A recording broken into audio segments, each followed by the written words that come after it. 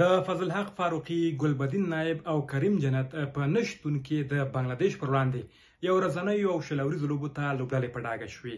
د خرابې کارکردګۍ وروسته نو ګلبدین نایب، کریم جنت او فضل حق فاروقي له لوبډلې ډراپ شوي دي او ځوانو لوبغاړو ته چانس ورکړل شوی دی.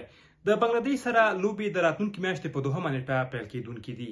په د شلوريزو په لوبډله کې افغانستان سکواډ اعلان کړی دی. په دغه سکواډ کې نو راشد خان لوبډل مشر دی، ابراهیم زدران، رحمان الله ګربز، صدیق الله اتل، وفي الله ترخیل، درویش رسولی، محمد اسحاق، عظمت الله عمرزی، محمد نبی، شرف الدین اشرف، نور احمد، مجیب الرحمن، فرید ملک، عبدالله احمدزی، بشیر احمد.